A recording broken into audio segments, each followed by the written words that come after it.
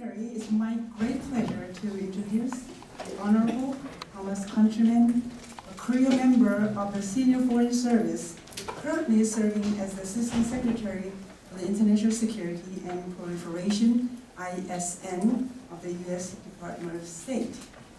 Mr. Countryman's 3.5 decades of the brilliant State Department career began in 1982.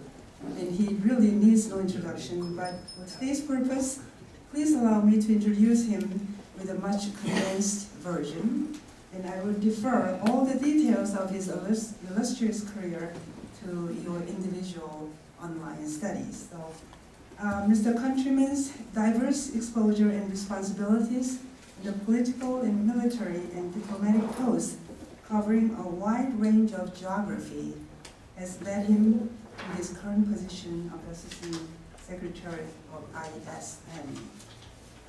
His career path has been one of the most colorful, meritorious experience and accomplishments in a wide range of tasks and operations in multidisciplinary field with masterful knowledge in cultural diversity and languages that had led him unique render a consummate diplomat.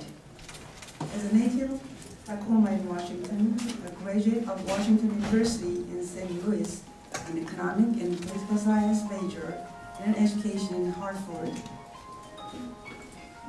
Thomas received the Superior Award from the U.S. State Department and the Presidential Meritorious Service Citation for 2007. So it is with my great pleasure to have Secretary Countryman at this ICAS platform today, and he will address on North Korea's nuclear and missile threats, regional security, and U.S. national security. So let's welcome Mr. Countryman.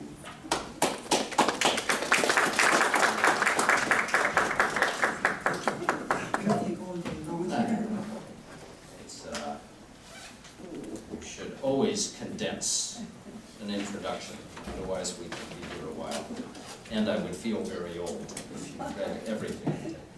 So thank you for the kind introduction. Thank you for the invitation to talk to an important group on an important topic. It's an honor to follow General Sharp, who not only served the United States so well in a long career, but was given the opportunity to serve the interests of the Republic of Korea and the United States, the friendship that binds us. Within the State Department, I lead the Bureau of International Security and Non-Proliferation, which is on the front line of implementing President Obama's non-proliferation priorities. We do a variety of tasks. We implement sanctions and strategic trade controls. We participate in interdictions to prevent weapons from flowing to terrorist groups and states of non-proliferation interest. We support and advance the international treaty regime that undergirds our non-proliferation objectives. We work every day to reduce the risk that nuclear, biological, chemical weapons pose to the United States and to the world.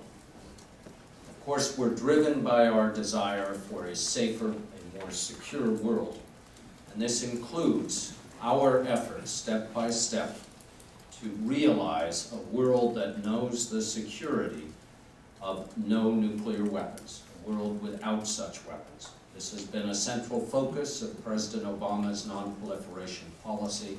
In his first international speech in 2009 in Prague, he outlined this agenda that has given us our marching orders. Now, recent years have seen, like the years before them, some critical non-proliferation challenges. But also in the last few years, we have significant achievements. For example, the United States led an international effort to remove and eliminate one of the world's largest declared strategic chemical weapons stockpiles in Syria. Last year, together with our P5+1 partners, the United States concluded the Joint Comprehensive Plan of Action with Iran. And on Implementation Day in January of this year, We marked the milestone that Iran had completed dozens of actions to limit, freeze, and roll back its nuclear program and subject it from now all throughout time to subject it to greater transparency. We support the International Atomic Energy Agency as it monitors and verifies Iran's compliance. These are big achievements and have been possible because of the determination of President Obama and his team. I don't need to tell you that beside these accomplishments, a wide range of non-proliferation challenges remain. Some are new and others are quite familiar. We are deeply concerned, of course, by the actions of North Korea, which continue to threaten peace and security in East Asia, most notably demonstrated by the regime's fourth nuclear test on January 6th. And as you know, since the beginning of the year, North Korea has conducted multiple missile tests and launches using ballistic missile technology in violation of a series of UN Security Council resolutions. The security of the East Asian region has been a priority for the United States for decades. And the commitment to our allies, the defense and security commitments we've made to our allies in East Asia, is ironclad. Our regional diplomacy underlines the need for North Korea to honor the denuclearization commitments it made in the September 2005 joint statement of the six-party talks. Unfortunately, North Korea's rhetoric and its actions demonstrate to this day that the regime has no interest in denuclearization. These words and actions undermine regional stability. They pose grave threats to international peace and security. They threaten our ally, the Republic of Korea, and they're in direct contravention of UN Security Council resolutions. In addition, the nuclear and ballistic missile tests and the likelihood that North Korea's nuclear weapons capability is increasing pose a direct threat also to the United States. Fortunately, the United States does not stand alone in resisting the attempts of North Korea to threaten security. The entire international community is increasingly unified. And this is best seen in the action taken by the Security Council on March 2nd, when it adopted Resolution 2270. These were the strongest sanctions and controls imposed by the Security Council on any nation in more than 2 decades. And it demonstrates the seriousness with which the entire world views North Korea's provocations. The resolution, I think many of you know, but I may say it again, the resolution includes unprecedented provisions to block the major pathways that North Korea exploits in order to finance and facilitate the continued expansion of prescribed programs. It seeks systematically to curtail North Korea's proliferation activities by land, sea, and air. It imposes serious financial sanctions on DPRK banks and assets. It bans all dual-use nuclear and missile-related items. It imposes sectoral sanctions for the first time, limiting and in some cases banning outright exports from the DPRK, coal and other natural resources.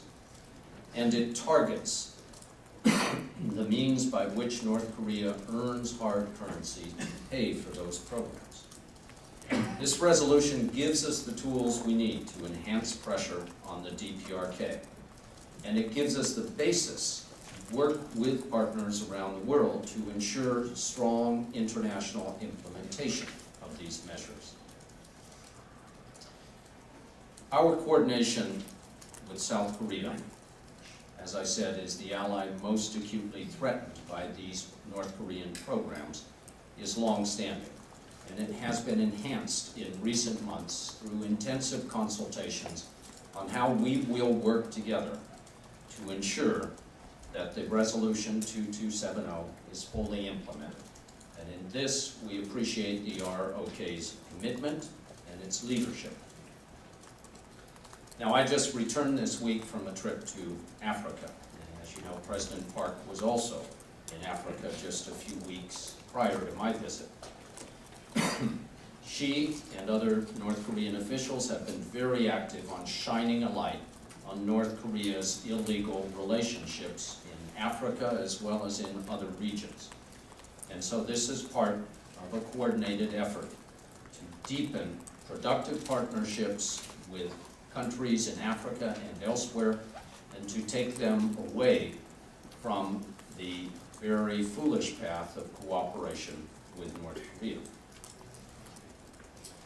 We have in East Asia, in Africa, in the Middle East, and of course in Europe, partners who are in lockstep with us on non-proliferation policies and specifically on the threat that North Korea poses. And to talk about just a couple of them, Japan is also a proactive supporter of the United Nations resolutions.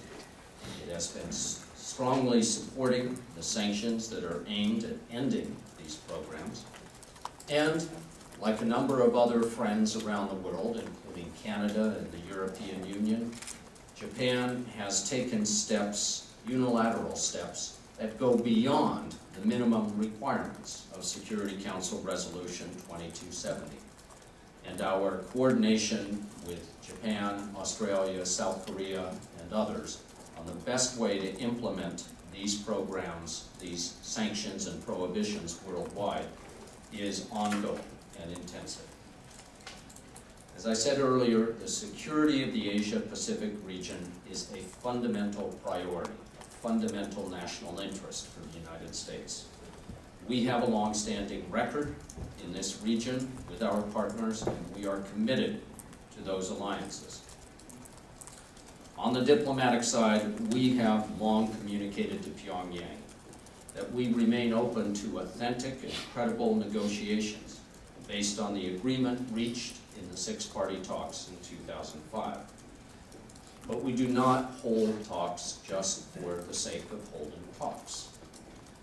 If Pyongyang is serious about taking steps towards complete and irreversible denuclearization, the United States remains open, ready for the resumption of six-party talks. It goes without saying that the enforcement of Resolution 2270 is a critical means to change the calculus of the regime in Pyongyang. And it relies on our ability to speak with one voice and to coordinate effectively with partners across the international community. And so we appreciate having those strong partners not only in East Asia, but in Europe, in the Middle East, and around the world. This is just the beginning of a task that we know is difficult. The adoption of Resolution 2270 demonstrated a unity in the international community that is often lacking on other major issues. But where the DPRK is concerned, we find that unity. We find the willingness of the entire world to send a strong message that this nuclear weapons program will not be tolerated. The resolution is strong, but it is only as good as its implementation.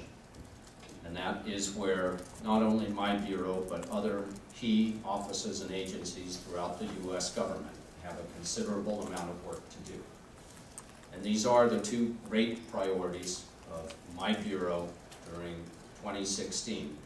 It is not just implementation of the Iran agreement, but implementation and continued pressure on the DPRK through Resolution 2270.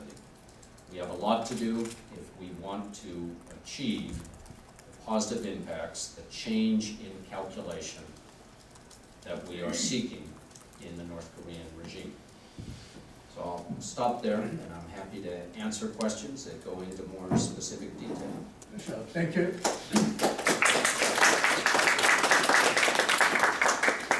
Well, Sorry. Sit down. All right.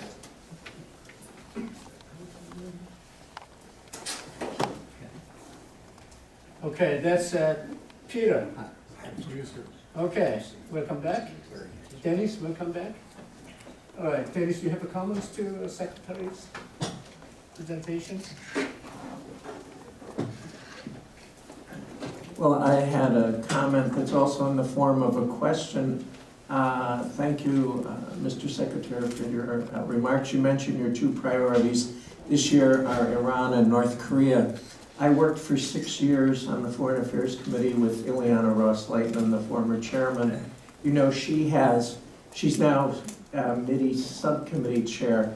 You mentioned concerns about a linkage between Africa and North Korea and going down this path, but the comment is there's certain concerns Ms. Ross-Leitman had going back to 2007 when she used to have debates with Chris Hill, who was then the Assistant Secretary for East Asia and the negotiator for six-party talks, about the reactor in Syria. That went on and on. We do know the North Koreans were assisting the Syrians with building a reactor, which the Israelis then destroyed, so that kind of brought it to an end. We also know in the past the Iranians have been present at several tests, North Korean missile tests, and maybe even at nuclear tests. So my comment is I think we should have equal concern about North Korean sharing of proliferation with the Middle East, even both state and non-state actors, even more than Africa. And my question would be, given that North Korea, despite whatever UN resolutions or we say we won't tolerate, they continue missile tests even this week. They continue nuclear tests in January. They continue to develop new technology like the submarine launch of a missile. They're working on miniaturization of nuclear weapons, re-entry capability of long-term missiles that go into the upper atmosphere. All of these test results would certainly be of great interest to Middle East actors like Iran, Syria, with which North Korea has had past relationship. So how confident are you that North Korea is not sharing for either financial gain or for ideological reasons the test results about missile launches, nuclear tests, submarine technology with Iran, with Syria, and with others in the Middle East who have shown in the past a desire to develop weapons of mass destruction? Okay. Good compound question, so let me break it down a little bit. First, I'm not going to comment on anything that touches intelligence or sources of information. I will note that there are indications of cooperation that have occurred previously between Iran and North Korea on missile technology, and it's an issue that we watch closely, but I can't say more than that. What does concern me in particular is the flow of hard currency back to North Korea. And they earn a substantial amount of hard currency each year by selling military technology to countries around the world. Iran and Syria rank among the major customers for that technology. And it's not all high technology. Some of it is very low quality, low technology, but low price, and therefore attractive to a regime such as Syria. Just as we work with governments that are more respectful of their international obligations, such as those in Africa and elsewhere in the Middle East, to get them to sever their military ties with North Korea, it is a priority to get Iran and Syria to sever those ties as well. You know that the United States does not have a great deal of influence with either Iran or Syria. But we do count on other countries that have such influence and have such ties and have the hope to build economic relationships, particularly with Iran. We expect them to make this part of the agenda. When President Park went to Africa, she succeeded. in at least one case, Uganda, in getting that government to announce that it was severing all of its military ties with North Korea. That was a great achievement. She also visited Iran. The Iranians did not make a similar statement. I'm confident that that's not the end of the story, and that that would remain a major issue on the table between South Korea and Iran as they look to build some kind of economic relationship. Peter? Thank you, sir. My name is Peter Husey, and Peter, push your button. I apologize for being late. I had to give a speech over at Fort Myer on Iran and the connection between North Korea's missiles, test launches, and various things in the Iran nuclear program. My question has to do with what do you think North Korea sees is the purpose of its ballistic missiles? I often hear the phrase, they're trying to deter us, being American.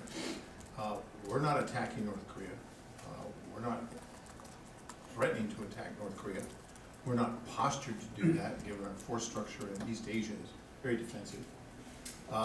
North Korea is postured, however, in the absence of American forces on the peninsula, to go south.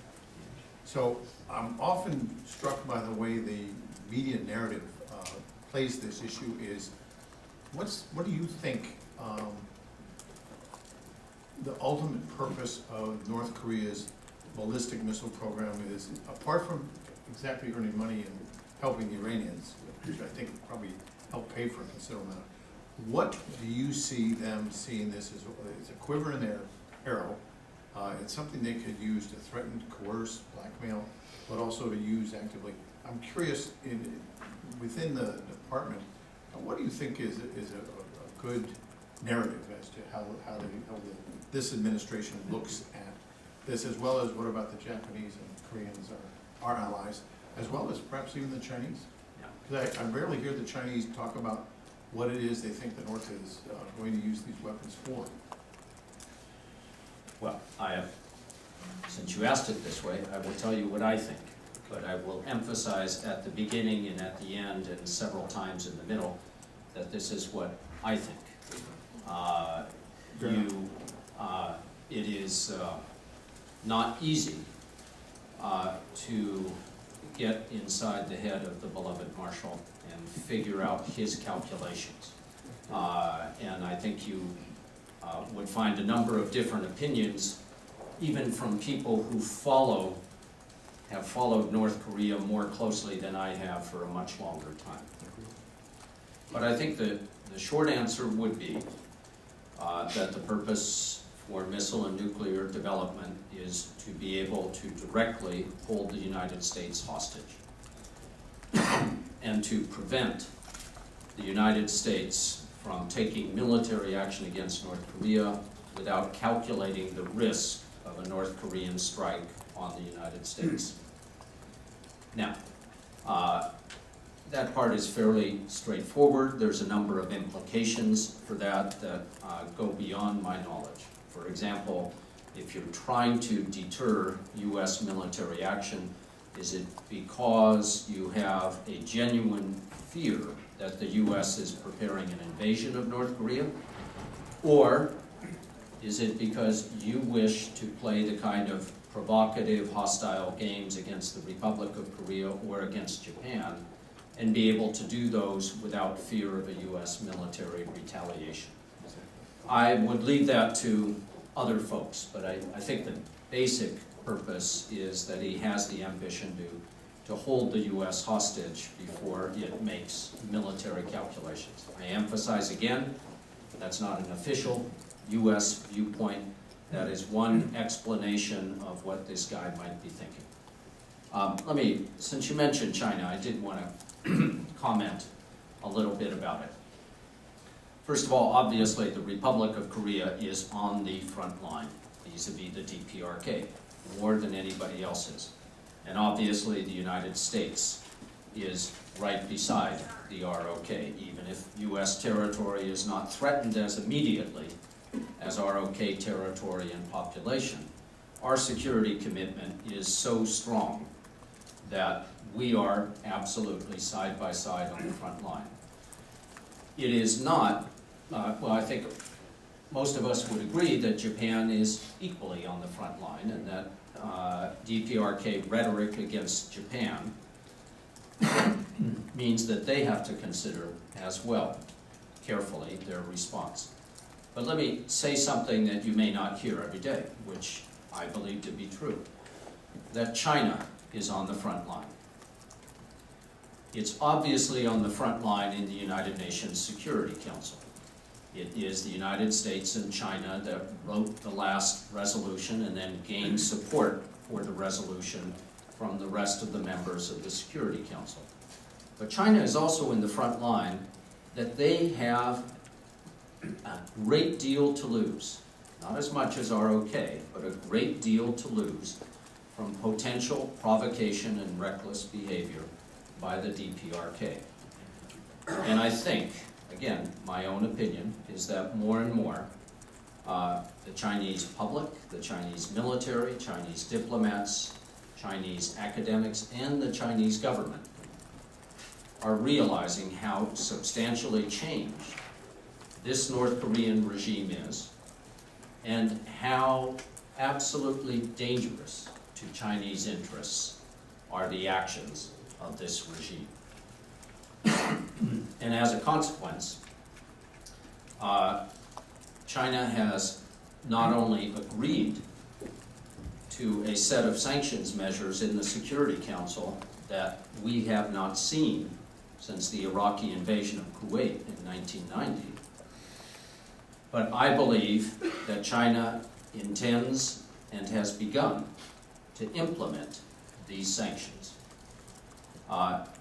You shouldn't underestimate how big the job is for the Chinese government. The vast majority of North Korea's economic interaction with the world goes through China. And therefore, physically, that's the place where you would have to devote the most resources in order to implement these sanctions. And the Chinese government is still developing the legislation and the structures that it needs to fully implement trade control and sanctions resolutions. But I believe that's what they're doing. And it is strongly in the interests of the United States, of South Korea, of Japan, to work with China, to encourage China on the path that I think they've taken, which is serious implementation of this resolution. Peter, do you have follow-up question? You follow? No, I hope you're right. One of my mentors is Tom Reed, whose book, The Nuclear Express, is a detailed look at proliferation, particularly China's proliferation in East Asia, particularly in Pakistan and North Korea. And I think China could do a lot more, a lot quicker, and has not wanted to because they figured, well, North Korea might be a Frankenstein, but he's still in the lab. My worry is that Frankenstein is not in the lab anymore, particularly this leader, and to say nothing of his predecessors, and that there may be a recklessness and an unpredictability. We know they like to coerce, they test missiles, they then blame us for the problem and said, we make concessions and we won't test. I mean, it's typical 10-step North Korean, terror coercion plan.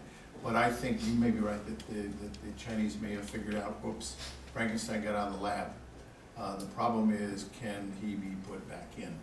And I think that's where the Chinese really have to work, not only harder, but quicker, because there may be a point of no return where the regime in North Korea just goes its own way.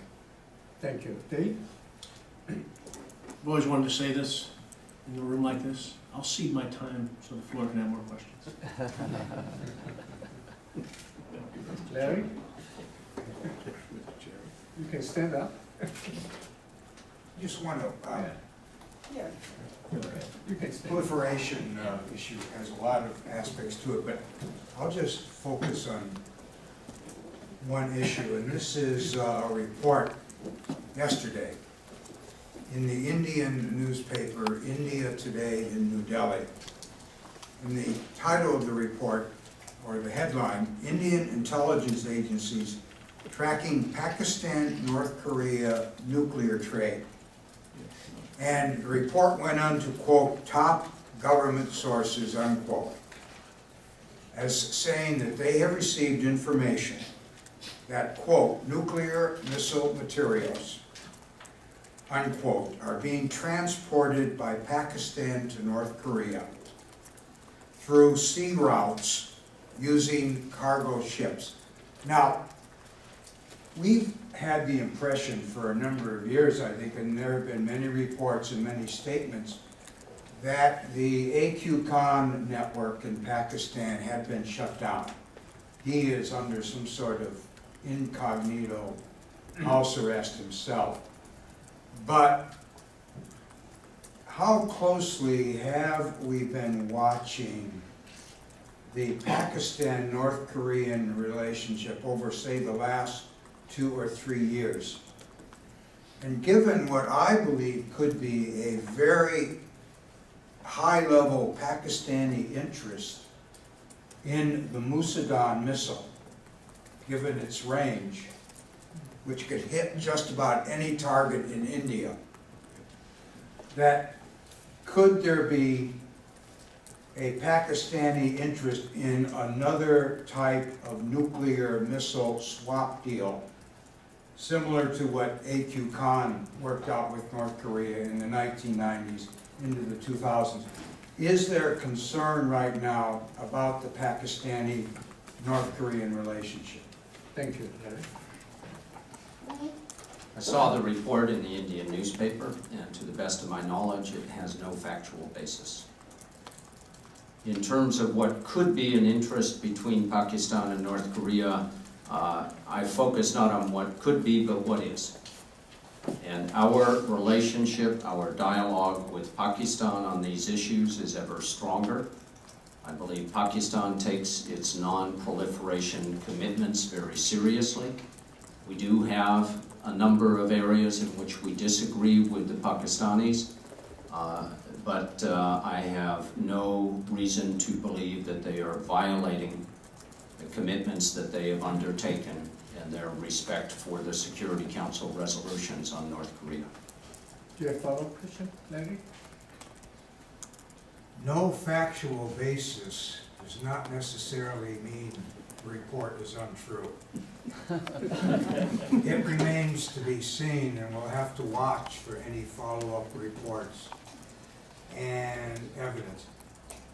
I think the State Department has basically stated no factual basis too many times about the many reports about North Korean-Iranian collaboration, both in the missile area and in the nuclear area, when there have been multitudes of reports quoting European, Israeli, Iranian defector people, Israeli defense officials, European defense officials, intelligence reports from other Western governments detailing these relationships between Iran and North Korea.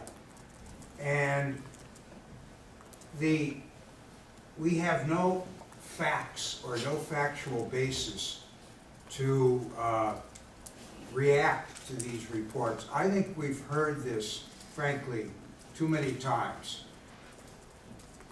from the State Department. So I'm going to register a real dissent here. This may or may not be true. We'll have to watch and see. But we know what the Pakistani-North Korean relationship has been in the past. And it was a deep relationship in the area of nuclear cooperation and missile cooperation. So it's something I would hope we would be keeping a very, very close eye on now. And talking to the Indian government and intelligence officials, because they're the people, frankly, who watch Pakistan more closely than anybody else does. Thank you, Larry. Tom? Thank you, Sanjay. I was just wondering what the State Department or people, your bureau in particular, wants to see happen. Because as you mentioned, North Korea is adamant against denuclearization, and North Korea never responds to what you call, or other officials call, credible and authentic talks. They are not interested in that type of talks. And they continue with their program as they did this week. And yet, State Department's position is we are open to dialogue if they accept some of the conditions that we impose on them. Now, the time is running out. And I think you talked about President Obama's grand idea of a world without nuclear weapons, which will never happen. Certainly not during his tenure. He has only 7 more months left in his office. And a lot of people are saying nothing going to happen on the North Korean front while Washington, Seoul, and Tokyo, anyone else, and entire international community, including China, may focus on if UN sanctions would really make any difference to North Koreans so that they change their mind and come to talks. I don't see that is coming yet. The question is two-part. One, how long have we have to wait to see how effective the latest, toughest UN resolution sanction 2270 work, if that works at all? And second part of the more important question is what do we do? What the Corean administration wants to do during the remainder of its term, and what this administration wants its successor administration, whether Trump or Hillary Clinton, how this all the things will hold, and even the Iranian deal, the Joint Comprehensive Plan of Action. The Republicans committed themselves to void it as soon as they capture the White House. So, what's your position on those questions? How much time do we have? Well, time is at the center of your questions. Let me ask you, why do you say time is running out? Why? Yeah. Because, it's all the predictions and estimates that North Korea is nearing the completion or perfection of its technologies in missile and nuclear programs, to the extent, to the level where they can actually attack and actually strike the continental United States. That's one condition. Number two, in that connection, people are able to start talking about maybe we should consider military action. I asked the same question to General Sharp, and he says this is the time to talk about it. And about a month ago, straightforward, the geopolitical intelligence advisory firm, Austin, Texas, had a 5-part series on potential striking out or preemptive surgery of North Korean nuclear and missile capabilities. That's why. That's the timing. Well, I'm not a military man. I don't object to military men discussing that subject privately. I'm not going to discuss it here. The international consensus that we have, realized in the UN Security Council and in every other forum around the world, is not built upon a threat of a military strike. It is built upon a strategy that offers the best potential to change the situation without resort to military force. If there is a judgment by the next president, if she feels things have gone too far, and that there is a necessity to take more decisive action, then that will be an action that will not be as readily supported by the international community. But I don't see a need to speculate upon that today. I do see a need to be consistent with what we have said, that we seek a non-military solution to the denuclearization of the Korean Peninsula. And that should continue to be what we say, because that has what has garnered support of the entire world. Is that good? But, Okay, follow. but that approach has not achieved anything, didn't make any progress toward the denuclearization of North Korean programs. Now, my question is, what's alternative to that? We're sticking to the same policy that had not worked for the past 80 years? I'm open to ideas. Okay. Thank you very much. Now floor is open. Grace, Yes, coming out to speak up. if we are unwilling to use military force, and as you pointed out, North Korea is very clear in saying it will never denuclearize, could we ever accept a verifiable nuclear freeze that includes no testing, no nuclear weapons, no testing of missiles, no proliferation, something that is truly deeply verifiable, and require North Korea to stop its crimes against humanity? Could we live with that? I don't see why not. I mean, I'm not sure I heard all your conditions correctly, but is there a trick here? That makes sense to me, but for some reason, freeze seems to be, Oh, well, what do you mean by freeze? I mean, we don't You actually. mean freeze different from denuclearized and no weapons at all? Correct. Ah, okay. I don't know. It's a hypothetical question at the moment. It is one that could be on the table if we ever get to negotiations.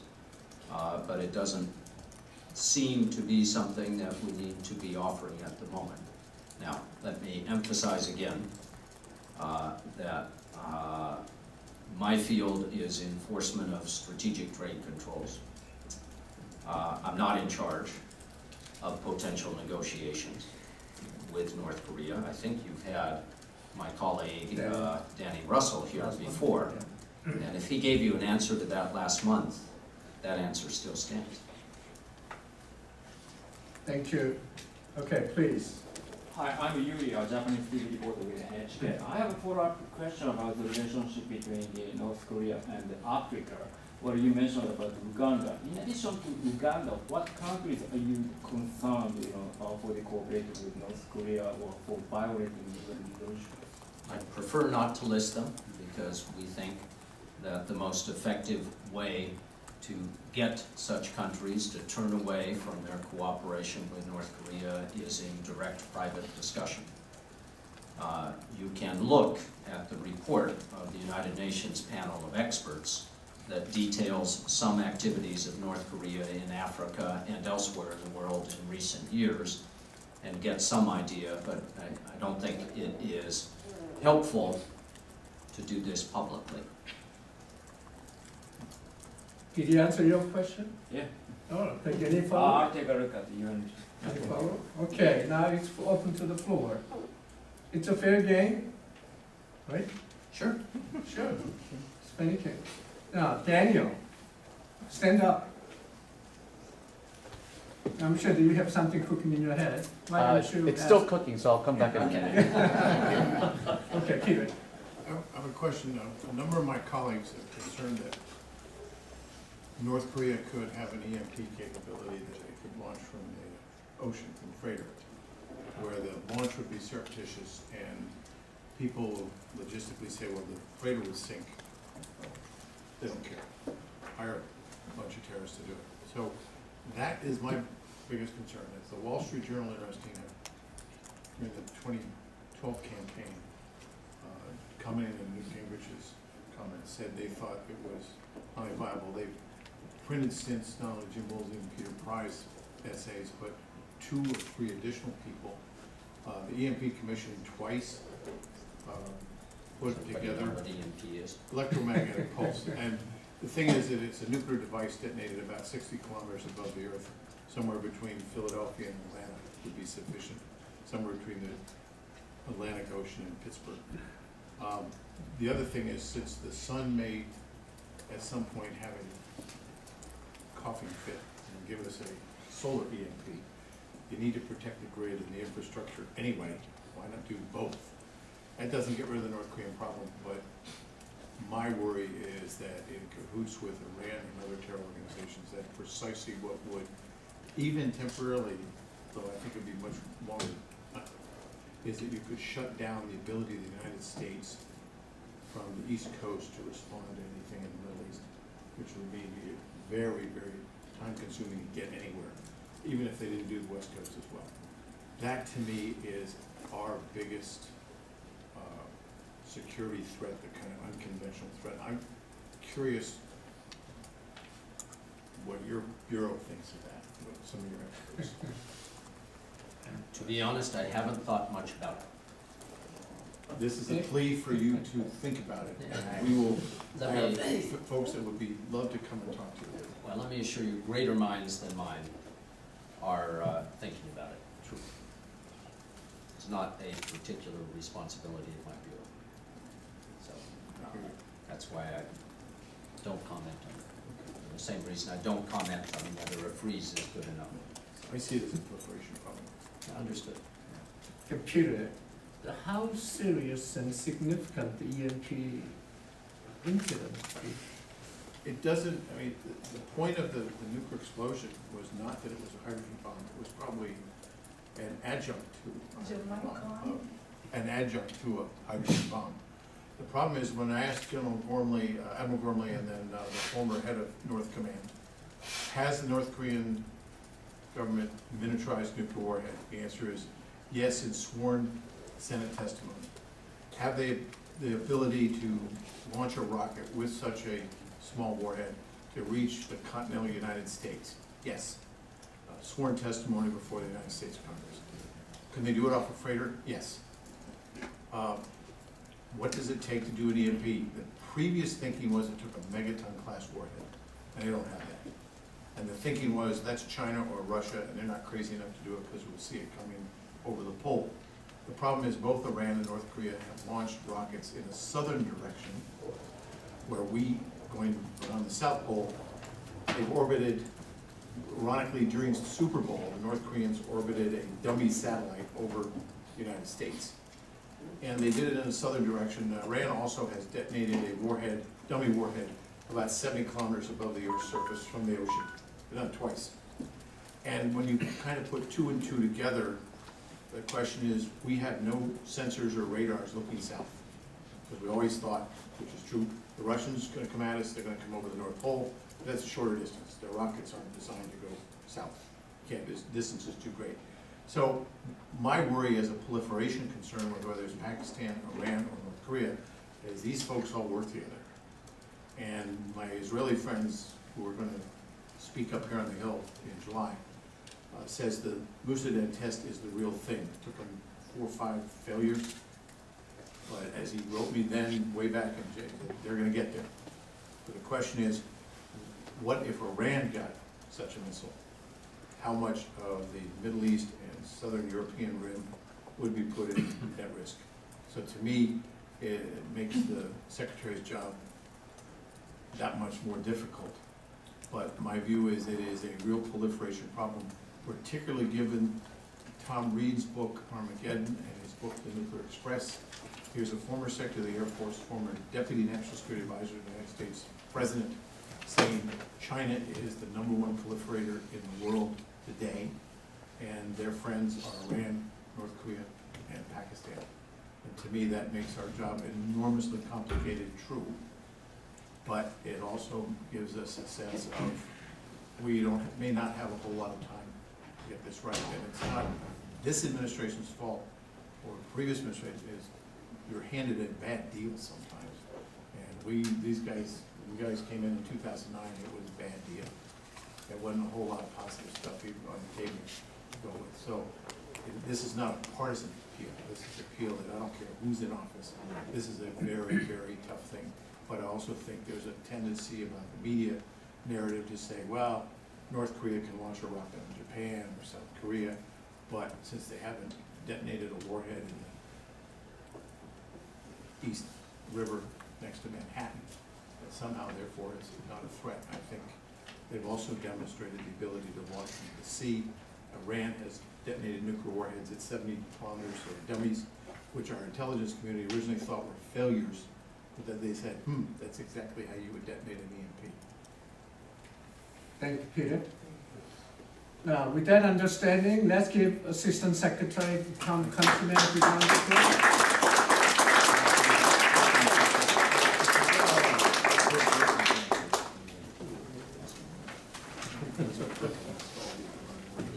Okay, Tom. Okay. Before you go, I'm sure that this meets the federal guideline. This practically doubles my salary. Oh, is there? Then keep a small token of friendship from Philadelphia. Thank you very much. And Tom, and you do, wonderful. And Tom, thank you very much. Thank you all. And Thank you. Sorry, I didn't get my words. okay. Thank you.